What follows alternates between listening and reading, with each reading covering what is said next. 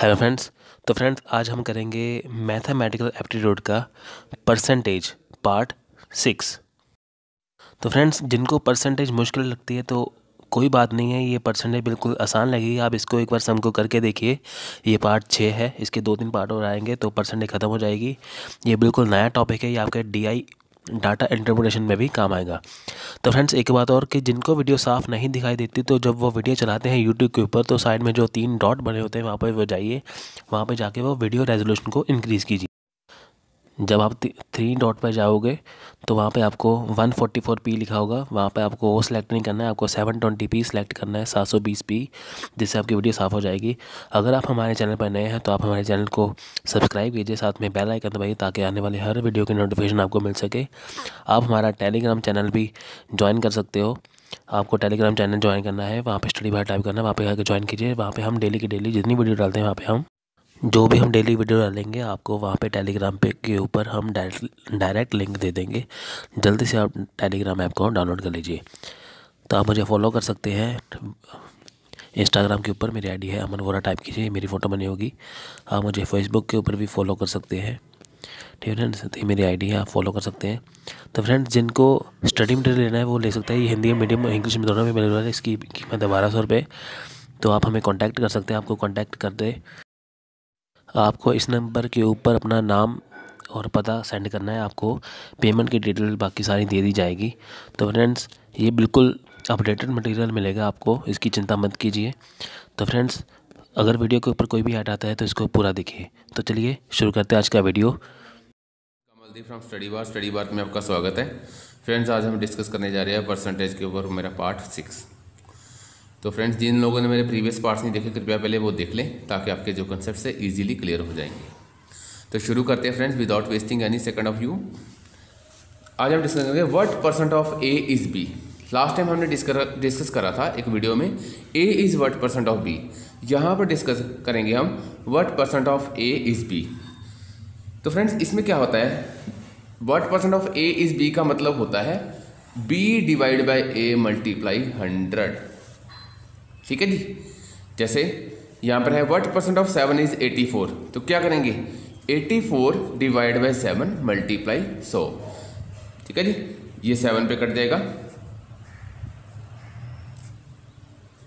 ठीक है जी, तो हमारा आ जाएगा 1200%। जैसे फ्रेंड्स नेक्स्ट क्वेश्चन है A's salary is 40% B's salary which is 25% of C's salary. वो कह रहा है कि जो ए की सैलरी है वो 40% बी की सैलरी है। ठीक है जी, विच का मतलब बी की ही बात कर रहा है, और बी की जो सैलरी है वो 25% ऑफ सीज सैलरी है। तो इसको कैसे लिख लेंगे, ये बी को नीचे ले आएंगे। 40% का मतलब होता है 1/100, तो ये हो गया 40 डिवाइड बाई 100, 0 से 0 कट जाएगी 2 और ये 5, यहाँ पर आ गया 2 डिवाइड बाई 5। यहाँ पर b के नीचे c आ जाएगा। 25% का मतलब डिवाइड बाई 100 होता है, ये 4 पे कट जाएगा तो ये आ जाएगा 1/4। फ्रेंड्स जो मेरी रेशियो एंड प्रोपोर्शन की वीडियोस मैंने 2 डाल रखी है, वैसे तो मैं आपके लिए अलग से भी लेके आऊँगा, अगर आप उनको देख लें तो अच्छा हो जाएगा। उसमें मैंने काफ़ी डिटेल में ये चीज़ समझाई है। जैसे मैंने यहाँ पर देखिए, यहाँ पर b की वैल्यू है 5, यहाँ पर b की वैल्यू क्या है 1, तो b तो दोनों में कॉमन है, इट मीन्स इनकी वैल्यू भी बराबर होनी चाहिए। अब यहाँ पर 5 है, मैं क्या करता हूँ इसकी वैल्यू को इधर मल्टीप्लाई कर देता हूँ, इसकी वैल्यू को इधर मल्टीप्लाई कर देता हूँ। ये 1 है तो यहाँ 1 से मल्टीप्लाई होगा, नीचे होगा तो ऊपर भी होगा। अब ये 5 है, 5 को यहाँ मल्टीप्लाई कर दूंगा, ऊपर किया है तो नीचे भी करना होगा 5 से मल्टीप्लाई। इससे क्या आ जाएगा, मेरी a divide by B value होगी 2 डिवाइड बाई 5, ये तो एज इट इज़ ऐसे ही रह जाएगा। 3 अपने b डिवाइड बाई c, ये रह जाएगा हमारे पास 5, 5 को 4 से करेंगे 20। तो a, b और c की वैल्यू क्या आएगी, देखिए अब 5 और 5 दोनों बराबर हो गए। ऐसा तो नहीं हो सकता है कि एक क्वेश्चन में b की वैल्यू 2 दे रखी हो, इसीलिए हम इसको बराबर करते हैं। ठीक है जी, रेशियो प्रोपोर्शन में वीडियो में अच्छे से मैंने इसको भी समझा रखा है। b का वैल्यू 5 और c का 20। अब वो पूछ क्या रहा है, what percent of C's salary is A's salary. a का कितना है वैल्यू 2, डिवाइड किससे करेंगे, सीज सैलरी कितनी है 20, मल्टीप्लाई 100, ये 2 को 10 से चल जाएगा, 0 से 0 कट देगी, तो हमारा आंसर आएगा 10%। अब ये नेक्स्ट क्वेश्चन देखिए फ्रेंड्स। नेक्स्ट क्वेश्चन है in an examination in which full marks क्या है 800, A gets 20% more than B, A 20% more than B, it means 120% of B होएगा, तो ए के नीचे हम बी लिख देंगे, तो ये 120% का मतलब होता है डिवाइड बाय 100, 0 से 0 कट जाएगी, ये 6 आ जाएगा, यहाँ पर 5 आ जाएगा, तो 6/5 आई। फिर कह रहा है बी गेट्स 20% मोर देन सी, बी 20% मोर देन सी, तो ये 120% ऑफ सी हो गया, तो बी बाई सी भी लिख लेंगे, 120 डिवाइड बाय 100, 0 से 0 कट जाएगी, 6 आ जाएगा, यहाँ पर 5 आ जाएगा, ये भी 6/5 आ गई। उसके बाद कह रहा है कि C gets 15% less than D, C gets 15% less means 85% of D, तो सी बाई डी नीचे ले आएंगे, और 85% का मतलब होता है डिवाइड बाय 100, ये 5 से चला जाएगा, यहाँ पर आ गया 17 डिवाइड बाय 20। वो कह रहा है इफ़ ए गोट 576, अगर ए 576 हो, अब देखिए यहाँ पर ए बाई बी बराबर है 6/5 के, अगर वो कह रहा है ए 576 हो, तो मैं यहाँ वैल्यू पुट कर देता हूँ, बराबर किसके 6/5 के, तो यहाँ से बी की वैल्यू निकल जाएगी। ठीक है फ्रेंड्स, ये 5 ऊपर चला जाएगा, 576 × 5 और 6 जो है नीचे आ जाएगा। ठीक है जी, अब 6 से कट जाएगा, 6 को 9 से करेंगे 54, 6 को 4 से करेंगे 6 से करेंगे तो हमारा आएगा 96 आ गया यहाँ पर। तो ये हमारी वैल्यू आ जाएगी बी की, ये आप 5 से मल्टीप्लाई कर दीजिए, 5 को 6 से करेंगे 30, 3 आ गया, 5 को नाम से 45 और 3 48। अब बी की वैल्यू कितनी आ गई 480, वो यहाँ पर पुट कर दूंगा, यहाँ पर पुट करेंगे बी की वैल्यू, तो मैं इधर लिख लेता हूँ ऐसे, तो यहाँ पर आ गया 480 डिवाइड बाय सी बराबर हो गया 6/5 के। अब यहाँ से मेरी सी की वैल्यू आ जाएगी, ये देखिए सी ऊपर चला जाएगा, तो ये 5 इससे मल्टीप्लाई होगा, 6 नीचे आ जाएगा, 480 × 5 डिवाइड बाय 6, ये 6 से चल जाएगा, तो ये आ गया 400। अब यहाँ पर जो सी की वैल्यू है वो आ गई हमारे पास 400। अब सी की वैल्यू यहाँ पर पुट करेंगे, तो सी की आ गई 400, जहाँ यहाँ पर पुट करेंगे तो सी की आ गई 400 डिवाइड बाय डी बराबर हो गया 17 डिवाइड बाय 20। तो ये हमारे पास डी की वैल्यू कितनी आती है, ये ऊपर चला जाएगा, 4 को 2 से करेंगे 8000 डिवाइड बाय 17, ये हमारी डी की वैल्यू आई है। अब फ्रेंड्स उसने क्वेश्चन में क्या पूछा है, what % of full marks did B gets, D के कितने मार्क्स आए हैं। देखिए फ्रेंड्स, जब हमारे मार्क्स आए हैं, जब हमारे मार्क्स आते हैं परसेंटेज में, जैसे मान लीजिए मैंने 800 का एग्ज़ाम दिया, तो 400 पेपर में मेरे अगर मार्क्स आते हैं, तो मैं क्या करता हूँ, परसेंटेज कैसे निकालता हूँ, 400 डिवाइड बाय 800 मल्टीप्लाई 100, 50% आ गए। तो यहाँ पर डी के मार्क्स कितने आए हैं, 8000 डिवाइड बाय 17, कितने में से आए हैं, वो क्वेश्चन में टोटल मार्क्स कितने हैं, 800 में से मल्टीप्लाई 100, ये 2 0 से 2 0 कर देंगे, 8 से ये 10 आ गया, तो ये कितना आएगा हमारे पास 1000 डिवाइड बाय 17। तो ये कटिंग करेंगे, 17 को 5 से जाएगा 85 और 15 बचे, 150 बच गया जी। ठीक है जी, 150 फिर 17 का टेबल करेंगे, 17 को 8 से करेंगे 136 आ गया, तो 140 बच गया, तो पॉइंट फिर 8 आ गया, तो हमने निकालना क्या है अप्रॉक्सीमेट वैल्यू, तो मेरी वैल्यू कितनी आती है 58.6, तो हमारा आंसर क्या होगा ये वाला। अब नेक्स्ट क्वेश्चन देखिए friends, in a college election between 2 candidates, one candidate scored 55% of the total valid votes and 15% of the votes were invalid. वो कह रहे हैं कि एक इलेक्शन में जो 2 कैंडिडेट्स के बीच में इलेक्शन होता है, एक को 55% वोट्स पड़ती हैं, जिसमें 15% वोट्स जो होती हैं इनवैलिड जाती हैं। If the total votes were 15200, अगर टोटल वोट्स कह रहा है 15200, तो what is the number of valid votes the other candidate got. बताइए जो दूसरा कैंडिडेट है उसको कितनी वोट्स पड़ी। देखिए फ्रेंड्स, मैंने ऑलरेडी बता रखा, जैसे 55% वोट्स फर्स्ट कैंडिडेट को पड़ी, तो ऑलरेडी तो जो दूसरा कैंडिडेट होएगा उसको जो वोट्स होंगी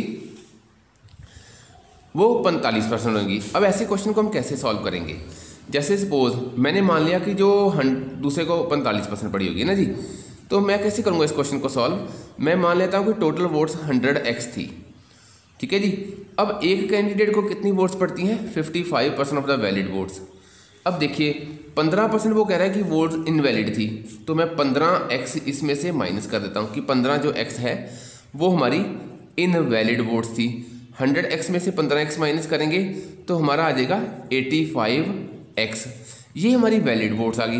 वो कह रहे हैं कि वैलिड वोट्स में से उसके जो मार्क्स आए हैं वो उसकी परसेंटेज आई है 55%।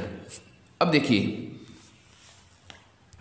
ऐसे क्वेश्चन को अंत तक हम सॉल्व पहले हम करेंगे नहीं सॉल्व इसका 55% निकाल के वो पॉइंटों में आ जाएगा। हम इसको यहाँ पर सॉल्व नहीं करेंगे, हम सीधे लिख देंगे कि 55% ऑफ 85x। ये कैंडिडेट है जिसको 55 पड़ी है, तो दूसरे को कितनी पड़ी होगी? 45% ऑफ 85x। कैसे फ्रेंड्स? अब 85x अपने आप में 100% है, तो वैलिड वोट का इसको 55% वोट्स पड़ी है, तो वैलिड वोट कितनी है टोटल? 85x, उसका 55%। अगर 55% ये है तो इसका जो 45% होएगा वो दूसरे कैंडिडेट को पड़ी होंगी। वो कह रहा है कि अगर टोटल वोट्स 15,200 है तो हमने कितनी एज्यूम करी थी? 100x। तो मैं मानता हूँ कि 100x बराबर है 15,200 के, तो x की वैल्यू कितनी आ गई? 152। तो ये x की वैल्यू जो है मैं यहाँ पर पुट कर देता हूँ। देखिए 45% का मतलब होता है 1/100 और मल्टीप्लाई 85x की वैल्यू कितनी है? 152। तो यहाँ से हम कटिंग कर लेंगे। 5 को 2 से जाएगा, ये 5 17 से कट जाएगा, 5 को ये 4 से जाएगा तो 9, 5 को 9 से आ जाएगा, ये 4 से कट जाएगा, 4 को 3 से 12 और 4 को 8 से 32। अब 17 को 9 से करेंगे तो हमारा आएगा 153, ठीक है जी। और मल्टीप्लाई करेंगे 38 से। मैं पहले 3 से मल्टीप्लाई कर दूंगा।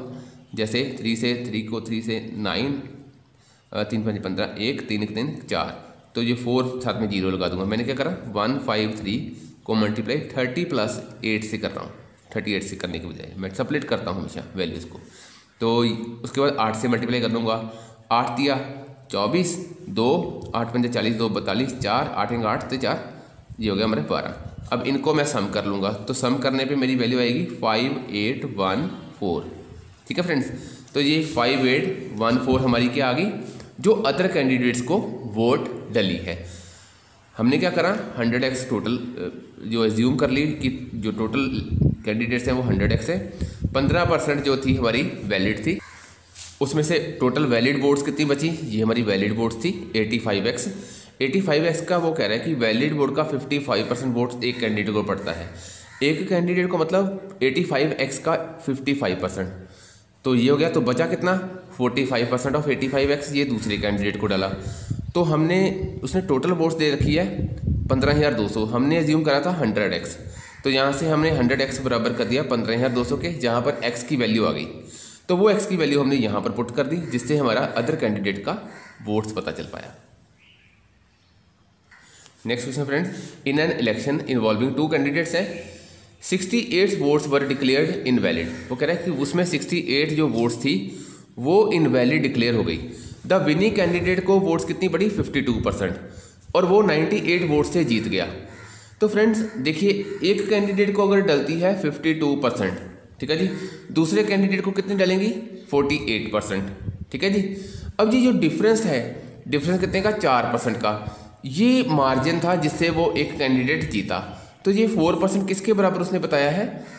98। तो अगर 4% जो 98 है, तो इसमें हमें 100% की वोट पता लग पाएंगी। अगर मैंने लिख दिया 4% है 98, तो 100% 25 से मल्टीप्लाई करूँगा तो 100 हो जाता है। तो यहाँ भी 25 से मल्टीप्लाई करेगा तो ये 100 हो जाएगा। अगर 25 से मल्टीप्लाई करूँगा तो 25 8 220 बचा, और 25 ना 225 और 245, 2450। अब देखिए ये 2450 वोट में से 2450 में से ये हो गई वोट्स जो वैलिड थी। उसमें वो कह रहा है कि 68 इनवैलिड वोट्स भी थी, तो मैंने 68 बीच में ऐड कर दी। ये 8 आ गया, और ये 6 और 5 11, और ये 5 और ये हमारे पास आया 2518, आंसर आएगा सी। क्या करा हमने, देखिए मार्जिन का मतलब कोई भी अगर पर्सन किसी भी कैंडिडेट से, मान लीजिए कि मेरे पास 10 टॉफ़ीज़ है, आपके पास 12 है, तो आप 2 टॉफ़ीज़ ज़्यादा खा गए कंपटीशन में मेरे से, तो वो जो 2 का मार्जिन है उससे आप जीते हो, तो वो 2 जो है हमारा दोनों का डिफरेंस है। तो वही चीज़ मैंने यहाँ पर करी है, एक कैंडिडेट का दूसरे कैंडिडेट का डिफरेंस जो है 4%, वही मार्जिन था 98 वोट्स का, जिसके कारण वो जीता है। वो 4% किसके बराबर था, 98 का, हमने 100% निकाल लिया, 100% आया 2450, उसमें वैलिड वोट्स ऐड कर दी, तो टोटल जो वोट्स थी वही उसने पूछा था, total number of votes polled is, ठीक है जी, पोलिंग कितनी हुई थी 2518। नेक्स्ट क्वेश्चन में फ्रेंड्स कह रहा है कि इन अ सर्टेन ऑर्गेनाइजेशन 40% जो एम्प्लॉयज़ थे वो मैट्रिकुलेट से 10वीं पास थे, 50% of the remaining are graduates, और द रिमेनिंग जो 50% उसमें से ग्रेजुएट थे, जो रिमेनिंग बचता है उसमें से वो पोस्ट ग्रेजुएट थे। बताइए कि कितने जो एम्प्लॉयज़ थे वो ग्रेजुएट थे। ऐसे क्वेश्चन को मैं एज्यूम कर लेता हूँ कि टोटल जो ऑर्गेनाइजेशन में एम्प्लॉयज़ थे वो 100x थे। अब उसमें से 40% जो 40x था वो हमारा था जो मैट्रिकुलेट थे, ठीक है जी, मैट्रिकुलेट्स 10वीं पास थे। तो बचा कितना हमारे पास 60x में वो कह रहा है रिमेनिंग 50% ऑफ द रिमेनिंग का मतलब था बचे हुए में से, इसमें से 50% ऑफ 60x ये थे हमारे पास ग्रेजुएट्स, ठीक है जी, और 50% ऑफ 60x ही हमारे पास बच गया, ठीक है जी। अब ये जो कह रहा है कि ये बाकी जो बचे हैं ये पोस्ट ग्रेजुएट थे। अब वो पूछ रहा है कि नंबर ऑफ ग्रेजुएट एम्प्लॉयज़ बताइए कितने हैं। फ्रेंड्स यहाँ पर एक लाइन मिस हो गई था, रिमेनिंग 180, यहाँ पर था 180 are, remaining 180 are post graduate थे, ठीक है फ्रेंड्स, ये मिस हो गया मेरे 180। अब वो कह रहा है कि ये हमें पोस्ट ग्रेजुएट कितने आए हैं 50% ऑफ 60x, 50% ऑफ 60x, तो यहाँ उसने पोस्ट ग्रेजुएट कितने दे रखे हैं 180, ठीक है जी। यहाँ से हम x की वैल्यू निकाल लेंगे, 50% का मतलब 1/100, उसके बाद 60x बराबर 180, ये 60 3 से कट जाएगा, और ये 50 2 से कट जाएगा, तो x की वैल्यू ये 2 ऊपर चला जाएगा तो 6 आ जाएगा, ठीक है जी, x की वैल्यू 6 आ गई। अब वो पूछ रहा है कि नंबर ऑफ ग्रेजुएट एम्प्लॉयज़ कितने हैं। हमारे पास ग्रेजुएट एम्प्लॉयज़ कितने हैं 50% ऑफ 60x, 50% का मतलब होता है 1/100, 60x की वैल्यू हमने कितनी निकाली है 6, तो ये 0 0 0 0 यहाँ पर कट जाएगी, 6 को 5 से करेंगे तो 30, 30 को 6 से करेंगे 180, तो हमारे पास ग्रेजुएट कितने आ गए स्टूडेंट्स 180। हमने क्या करा है टोटल 100x एज्यूम करा है, उसमें से वो कह रहा है कि 40x थे जो मैट्रिकुलेट्स थे, 50 जो और जो बचे हैं 60x उसमें से 50% ग्रेजुएट थे और 50% 60x का ही पोस्ट ग्रेजुएट। पोस्ट ग्रेजुएट की वैल्यू हमने दे रखी थी, उसके बराबर आ गई वो, जहाँ से हमने x की वैल्यू पता लगाई और वो x की वैल्यू हमने यहाँ पर पुट कर दी, तो जिससे हमें नंबर ऑफ ग्रेजुएट एम्प्लॉयज़ का पता लग पाया। नेक्स्ट क्वेश्चन है friends, Gaurav spends 30% of his monthly income on food articles, 40% of the remaining on convenience and clothes and saves 50% of the remaining. कह रहे गौरव अपना 30% जो सैलरी का वो इनकम का वो खर्चता है फूड आर्टिकल के ऊपर, जो बचता है उसका 40% वो खर्चता है कन्वीनियंस एंड क्लोथ्स पे, और जो वो बाकी जो 50% बचता है सेव्स 50% ऑफ द रिमेनिंग, जो बचता है उसका 50% वो सेव कर लेता है। तो बताइए अगर उसकी मंथली सैलरी 18,400 है तो वो हर मंथ कितनी सेव करता है। तो फ्रेंड्स हम एज्यूम कर लेते हैं कि 100x उसकी सैलरी होगी, ठीक है जी। अब 30x वो खर्चता है फूड आर्टिकल के ऊपर, तो बचा कितना 70x। 70x में से 40% ऑफ द रिमेनिंग बचा कितना था 70x, 70x का 40% ऑफ 70x ये वो खर्चता है कन्वीनियंस पे एंड क्लोथ्स पे, तो बचा कितना 60% ऑफ 70x, 70x का 60% बचा है। अब वो कहता है कि उसमें से वो 50% सेव करता है रिमेनिंग का। अब बचा ये वाला, यहाँ खर्ची जा रहे हैं, यहाँ बचता जा रहा है हमारे पास, तो ये 50% किसका वो बचाता है 60% ऑफ 70x का, इतना वो बचा लेता है। बाकी 50% of 60x of 70x, 60% of 70x वो खर्च लेता है। तो बचाता कितना है वो 50%। देखिए सेव्स 50% ऑफ द रिमेनिंग, ये बच रहा था, इसका भी 50% बचाता है वो। तो अगर वो कह रहा है कि उसकी मंथली सैलरी 18,400 हो, तो मैं मान लेता हूँ ये 100 जो x है जिसकी सैलरी थी 18,400, तो x की वैल्यू कितने की 20 कट देंगी, x की वैल्यू 184, वो यहाँ पर पुट कर देंगे। 50% परसेंट का मतलब 1/100 हो गया, 60% 60 के डिवाइड बाई भी 100 हो गया, क्योंकि परसेंट का मतलब 1/100 होता है। 70 मल्टीप्लाई 184, ये 0 0 0 0 यहाँ पर कट गई, एक 0 यहाँ कट गई, ये 5 को 2 से काट दिया, ये 2 से 9 और 2 आ गया, तो ये हमारे पास आ गया। अब 7 से इसको मल्टीप्लाई करेंगे तो यहाँ हमारा बचता है, देखिए 6 को 7 से करेंगे 42 और बचता है यहाँ पर 92। इसको मल्टीप्लाई करना हमने, पहले क्या करता हूँ 40 से कर लेता हूँ इसको। मैं क्या करता हूँ 42 को 40 + 2 में डिवाइड कर लिया। पहले 4 से मल्टीप्लाई को, 4 दूनी 8, 4 नया 36, साथ में 0 लगी, ये 40 से हो गया। अब 2 से और करेंगे, 2 दूनी 4, 2 9 18, तो ये 4 हो गया, 8 8 16, 6 7 1 8, और ये हमारे पास 3864 हमारे पास बचा है। ठीक है फ्रेंड्स, इसमें हमने क्या करना फ्रेंड्स, टोटल रिज्यूम कर लिया 100x, 30x वो फूड आर्टिकल के ऊपर खर्चता है, बाकी बचाता कितना है 70x। उसमें से भी 40% वो कन्वीनियंस एंड क्लोथ पे खर्चता है, तो उसका 40% इसका हिस्सा खर्च लिया, तो बचा कितना, ये हमारे पास बच रहा रिमेनिंग। तो उसमें से वो इतना सेव कर लेता है, ये सेव कर लेता है, ये वो खर्च लेता है। तो सेव वो कह रहा है, हमें ये बताना है कि कितना वो हर मंथ सेव करता है।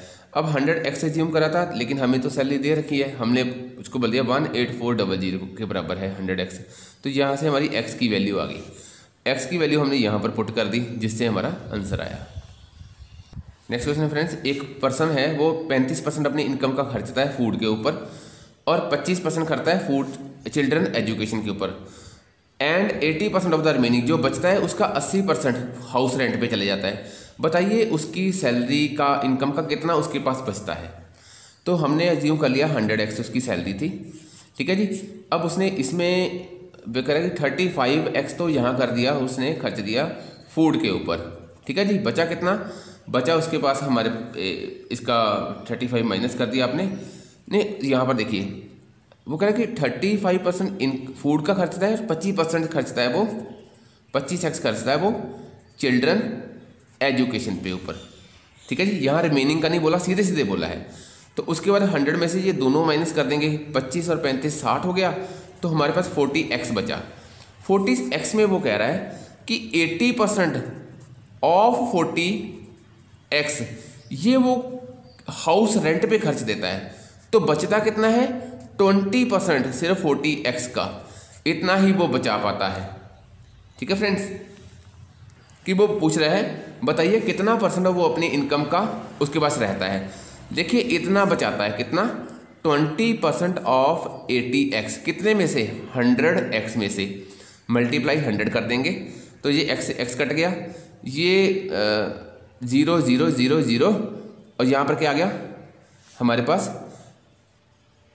8, ये परसेंट का होता है, परसेंट का पता होता है कि 1/100, तो ये इससे भी कट देगा, तो हमारे पास कितना है 8। तो वो 8% ही अपनी जो इनकम का बचा पाता है। ठीक है फ्रेंड्स, तो आज के लिए इतना ही फ्रेंड्स। अगर आपको ये मेरी वीडियो अच्छी लगी हो लाइक कीजिए, सब्सक्राइब कीजिए और अपने फ्रेंड सर्कल में आगे भी आप इसको शेयर कीजिए, ताकि अगर उनको मैथ्स में कोई प्रॉब्लम आ रही है तो मैं जो कॉन्सेप्ट आपके साथ शेयर कर रहा हूँ तो ये काफ़ी हेल्पफुल होंगे। ठीक है जी, विदाउट कोई फॉर्मूला मैं यूज़ करें सारे क्वेश्चन आपको करवाऊँगा, कोई भी एक्सरसाइज हो। और थैंक्स फॉर वॉचिंग स्टडी बार्थ। जय हिंद।